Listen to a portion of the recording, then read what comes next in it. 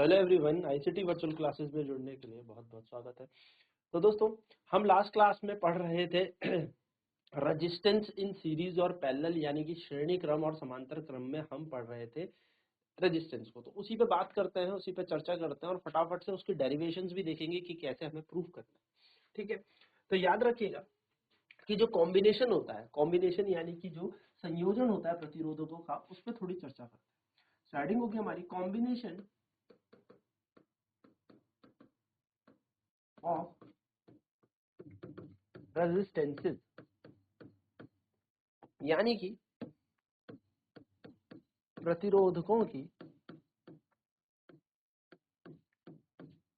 या प्रतिरोधों का संयोजन। ठीक है, प्रतिरोधकों का संयोजन। अब जो ये संयोजन होता है, यानी कि ये जो कॉम्बिनेशन होता है, ये दो तरीके का होता है। पहला होता है सीरीज, जिसको हम कहते हैं श्रेणी क्रम में, और दूसरा होता है हमारे पास पैरेलल, जिसको हम समांतर क्रम पढ़ते हैं। और तीसरा भी होता है जिसमें बोथ सीरीज और पैरेलल, यानी कि दोनों की दोनों चीजें हो, श्रेणी क्रम भी हो और समांतर क्रम। ठीक, तो फटाफट से बात कर लेते हैं कि सीरीज में क्या होगा। तो एक छोटा सा नोट मैं आपको बताना जा रहा हूं, बस वो नोट आप याद रखिएगा। सीरीज में द करंट थ्रू ऑल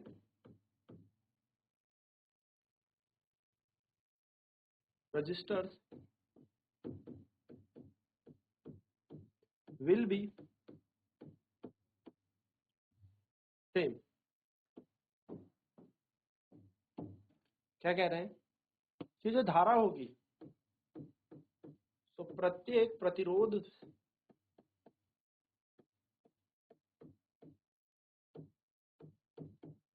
धारा समान रहेगी।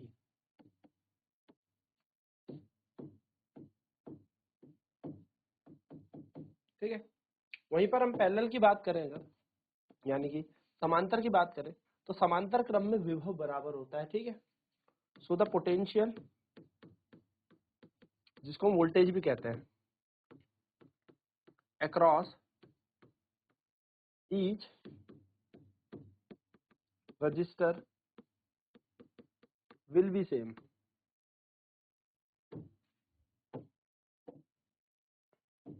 कहते हैं प्रत्येक प्रतिरोध में विभव समान रहेगा।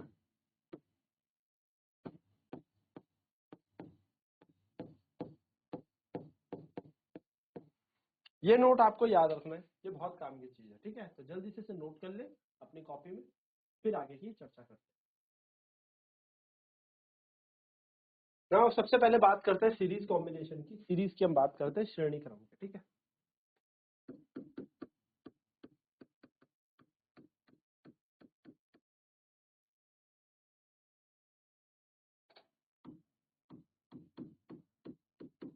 श्रेणी क्रम की हम बात करते हैं। देखिए, श्रेणी क्रम में याद रखिएगा, जैसे कि ये एक रेजिस्टेंस है, ये दूसरा रेजिस्टेंस है और ये तीसरा रेजिस्टेंस है, तो ये इस तरीके से जुड़े होंगे। यानी कि इसका ए और इसका बी, इसका ए और इसका बी, और इसका ए और इसका बी इस तरीके से जुड़ेंगे। यानी कि अगर आपके पास तीन प्रतिरोध है, एक दो तीन, तो जैसे मान लो इसका कोना ए है, ए कोना बी, ये वाला कोना ए है, ये कोना बी, ये वाला कोना ए है, ये वाला कोना बी, तो पहले वाले का बी दूसरे वाले के ए से जुड़ा होगा, दूसरे वाले का बी तीसरे वाले के ए से जुड़ा होगा, एंड ऐसे ही चलता रहेगा आगे सो। ठीक है, दोबारा से इसे ड्रॉ कर रहा हूं। पहला, दूसरा, तीसरा। पहला है R1, R2, R3, ये लगे हैं एक बैटरी से, एक की है कि जैसे ही आप ऑन करेंगे तो आपको पता है यहाँ से धारा बहनी शुरू कर जाए। अब क्योंकि ये सीरीज में लगे हैं श्रेणी क्रम में, तो धारा इस पे आई होगी, आगे वाले पे भी आई होगी, और आगे वाले पे भी आई ही होगी, क्योंकि मैंने आपको बताया था सीरीज में करंट सेम रहता है।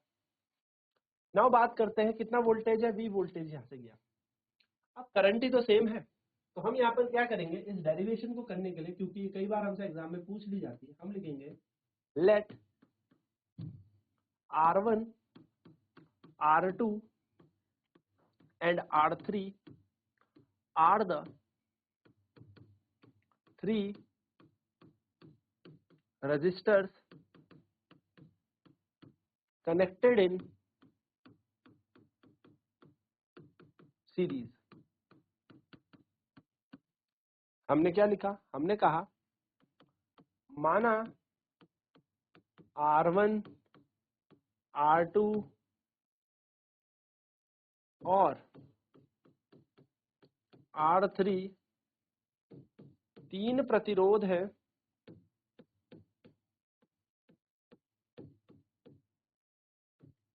जो श्रेणी क्रम में लगे हैं। ठीक है, तो R1 R2 R3 three resistances हो गए, तीन प्रतिरोध हो गए जो श्रेणी क्रम में लगे हैं। अब आगे की बात करते हैं, लेट I1, क्या मैं कह सकता हूँ लेट I, सॉरी हाँ, let I be the current, क्योंकि करंट तो सेम रहता है ना, थ्रू ईच रजिस्टर। हम क्या कह रहे हैं, माना I धारा प्रत्येक प्रतिरोध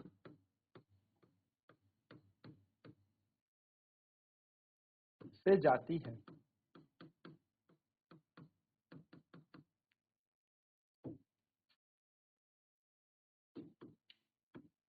late V1 V2 and V3 be the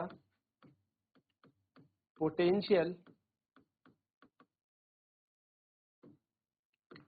differences across resistor R1 R2 and R3 respectively. हमने क्या कहा, हमने सारी चीजें मान ली, जितनी भी चीजें हम मान सकते हैं वो सारी की सारी चीजें मान लेनी है। हमने कहा माना V1 V2 और V3 प्रतिरोध R1 R2 और R3 के पास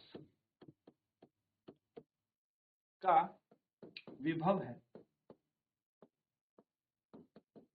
ठीक है, तो V1 V2 V3 क्रमशः प्रतिरोध R1 R2 R3 के पास से विभव हो गए, यानी कि यहां से यहाँ का वोल्टेज V1 है, यहाँ से यहाँ का वोल्टेज V2 है और यहाँ से यहाँ तक का वोल्टेज V3 है, ये हमने मान लिया। ठीक है, नाउ आगे की चर्चा करते हैं। आगे क्या कह सकते हैं, हम कहेंगे कि माना let V is equal to net potential. V जो है ना वो एक विभव है, कुल विभव है, यानी कि V जो है हमने क्या मान लिया, कुल विभव, और R हमारे पास क्या है, नेट रेजिस्टेंस है। ये तीन के तीन मिलके क्या कर रहे हैं, धारा को रोक रहे होंगे, तो R यहाँ पर इन तीनों के संयोजन से मिलके जो भी बना है वो है, यानी कि इसको हम कुल प्रतिरोध कह सकते हैं। तो अप्लाई करते हैं ओम्स लॉ को,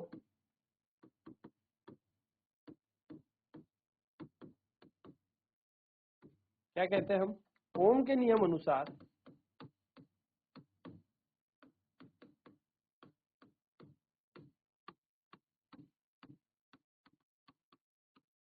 ओम के नियम अनुसार क्या होगा, जो कुल प्रतिरोध होता है वो I और R के बराबर होता है। उसी प्रकार अगर मैं पहले प्रतिरोध की बात करूं तो V1 बराबर हो जाएगा IR1, उसी तरीके से दूसरे की बात करूं तो IR2, उसी की तरह तीसरे की बात करूं तो IR3। हो जाएगा। और जो कुल प्रतिरोध है हमें बोला गया है वही तो कुल है, तो वो कुल सॉरी विभव जो है वो तीनों का योग होगा, V1 plus V2 plus V3 का। तो हम क्या करेंगे, V की जगह लगा देंगे IR,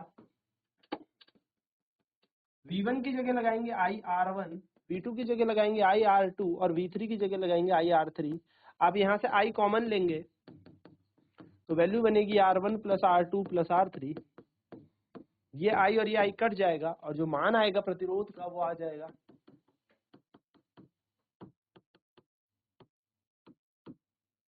ये हमारे पास होता है कुल प्रतिरोध।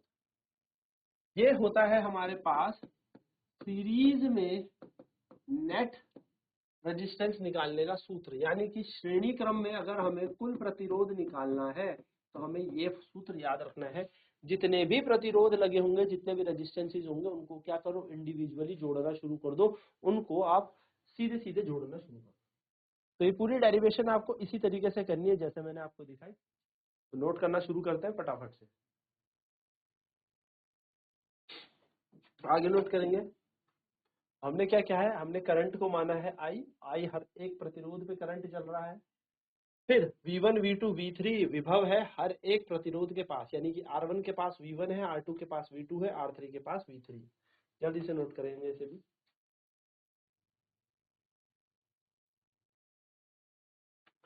फिर हमने क्या किया, फिर हमने V को माना कुल विभव, तो V कुल विभव है हमारा, यानी कि नेट पोटेंशियल है। हमने ओम का नियम लगाया, ओम के नियम से हमने क्या किया, V बराबर IR रखा। इसमें R क्या था, हमारा नेट रेजिस्टेंस, यानी कि जो तीनों जुड़ रहे थे, जुड़ने की जगह अगर हम मतलब अगर हम अलग अलग तीन ना लगाते और तीन की जगह सिर्फ एक ही प्रतिरोध लगाते तो वो क्या काम करता है, यानी कि हम 3 डिफरेंट रेजिस्टेंसेस हटाकर उनकी जगह एक अकेला लेके आ जाते तो वो कितना होता, तो वो R होता। ठीक है, R।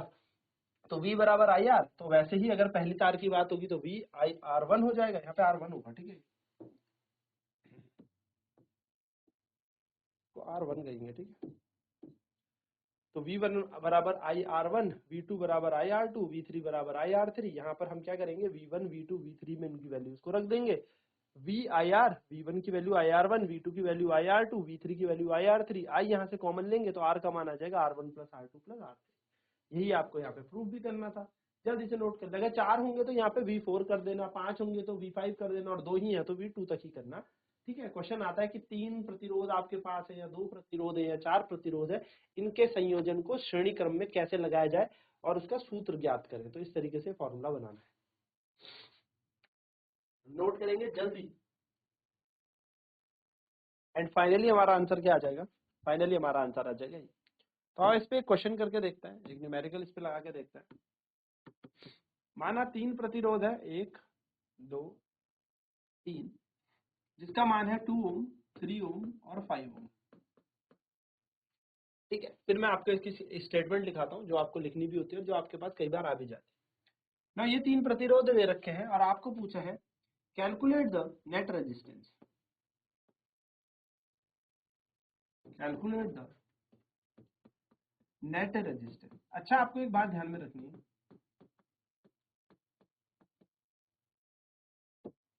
आपसे पूछा है कुल प्रतिरोध बताएं।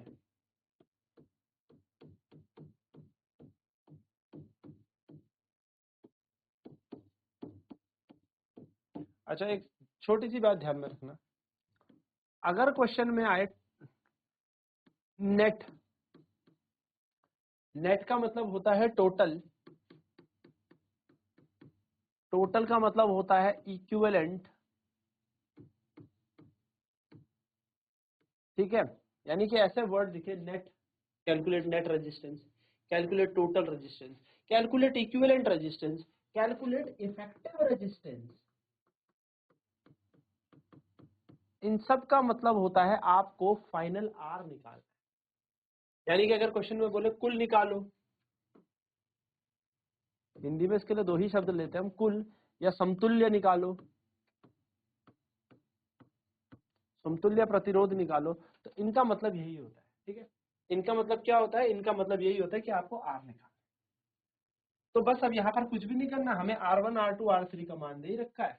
हमने लिखना है R1 बराबर 2 ओम, R2 बराबर 3 ओम, R3 बराबर 5 ohm. Now R1, R2 and R3 are connected in series. क्या लिखना है आपको? आर कनेक्टेड इन सीरीज, यानी कि आप लिखेंगे R1, R2 और R3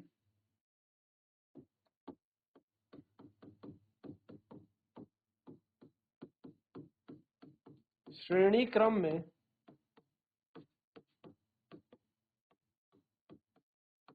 जुड़े हैं।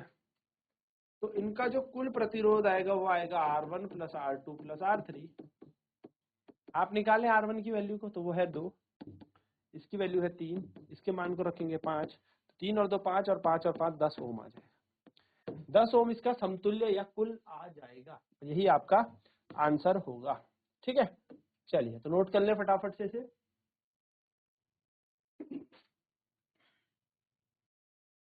अब यहां से एक बात आपने समझी कि जब ये सीरीज में कनेक्टेड होता है, यानी कि जब श्रेणी में लगे होते हैं, तो R बराबर हमने देखा R1 plus R2 plus R3।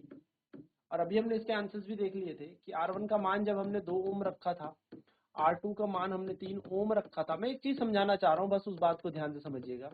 तो हमारा जो नेट आया वो आया 10 ओम, यानी कि when the resistors are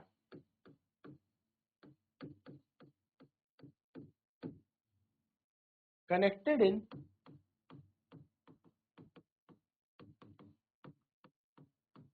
series, then the net resistance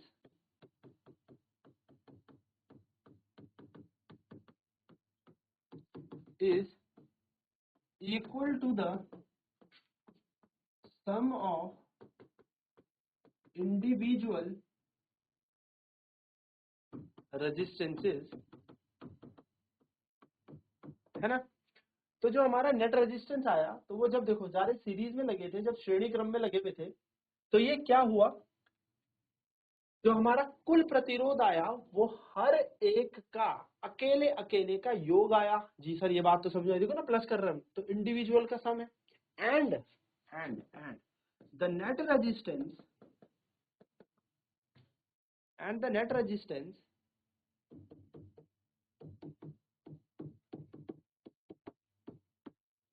is the greatest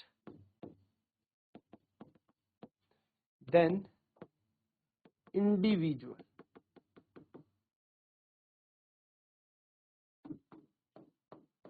और आप देखोगे कि जो कुल प्रतिरोध आया वो इंडिविजुअल से बड़ा आया। क्या 10 2 से बड़ा है? आपका जवाब होगा हाँ। क्या 10 3 से बड़ा है? हाँ। तो क्या 10 5 से भी बड़ा है? हाँ। तो इंडिविजुअल से तो बड़ा है ही, साथ साथ में सबसे बड़े से भी बड़ा होगा कुल प्रतिरोध। तो कुल प्रतिरोध यानी कि जो नेट रेजिस्टेंस आएगा वो सबका सम आएगा, और वो इंडिविजुअल रेजिस्टेंस यानी कि एक एक प्रतिरोध से बड़ा होगा जब हम श्रेणी क्रम में लगाएंगे, सीरीज में लगाएंगे। ठीक है, तो हम क्या कह रहे हैं? हम कह रहे हैं R बराबर हमने लिखा R1 R2 प्लस R3, और फिर हमारा यहाँ से R1 का मान हमने 2 ओम माना था, R2 का मान हमने 3 ओम माना था, और R3 का मान हमने 5 ओम माना था, जिससे हमने कुल प्रतिरोध 10 ओम निकाला। तो हमने क्या देखा कि जब प्रतिरोध श्रेणी क्रम में लगे हों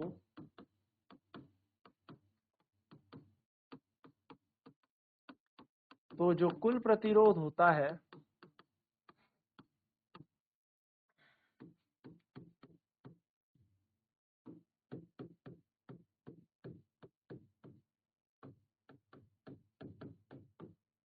वह प्रत्येक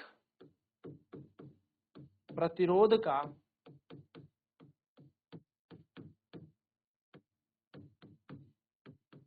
योग होगा। ठीक है, साथ ही साथ जो कुल प्रतिरोध होता है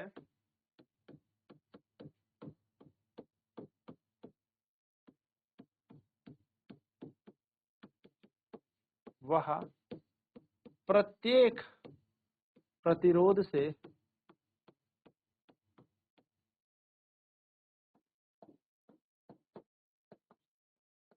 बड़ा भी होगा। देखो R1 10 से छोटा है यानी कि 10 R1 से बड़ा है, 10 R2 से भी बड़ा है, 10 R3 से भी बड़ा, और इनका योग तो है ही, तो यानी कि जो कुल प्रतिरोध आएगा वो सबसे बड़ा भी होगा और सब इंडिविजुअल यानी कि प्रत्येक से तो बड़ा होगा ही होगा। ठीक है, चलिए जल्दी से भी नोट कर लें। चलिए एक क्वेश्चन मैं अब आपको देता हूँ, फटाफट से इसका आंसर निकाल लीजिए। क्वेश्चन है,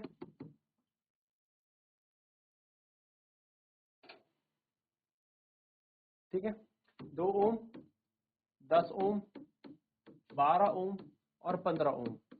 आपसे पूछा है आर नेट बताइए, यानी कि कुल प्रतिरोध बताए फटाफट। ठीक है, इसका आंसर आप निकालेंगे। तो जैसे कि आपको यहाँ पे दिख रहा होगा, ये सारे के सारे प्रतिरोध नाम दे देते हैं R1, R2, R3 और R4। हम कहेंगे सॉल्यूशन करते वक्त, आंसर लिखते वक्त, R1, R2, R3 and R4 are connected in series, यानी कि हम लिखेंगे R1, R2, R3 और R4 श्रेणी क्रम में लगे हैं। सो अगला क्वेश्चन फिर हम लिखेंगे वी नो दैट, हमें पता है कि R बराबर जो कुल रेजिस्टेंस होगा फिर इन सबका क्या हो जाएगा, सम हो जाएगा, यानी कि R1 plus R2 plus R3 plus R4। ना बस मान उठा के लगाते चले, आपका आंसर आ जाएगा, यानी कि आ जाएगा 2 प्लस 10 प्लस 12 प्लस 15, यानी कि 2 प्लस 10 प्लस 12 प्लस 15, और आपका जो R का मान आ जाएगा वो आ जाएगा 10 और 2 12, 12 और 12 होता है 24, और 24 और 15 जोड़ने से जो होता है आपके पास 39। तो पूरा प्रतिरोध कितना होगा इस परिपथ का, 39 ओम आपका आंसर आ जाएगा। ठीक है, सिंपल है। तो इस तरीके से आपको क्या करना है, सबको जोड़ना ही है, बाकी इसमें कोई बहुत बड़ा मतलब ऐसा कुछ है नहीं, बस सिंपल सबको जोड़ना है सीरीज के लिए। तो आई होप आपको सीरीज कॉम्बिनेशन समझ आया होगा। नेक्स्ट क्लास में हम पैरेलल कॉम्बिनेशन और इससे रिलेटेड क्वेश्चन करेंगे। तो आईसीटी वर्चुअल क्लासेज में जुड़ने के लिए धन्यवाद। आपका दिन शुभ हो।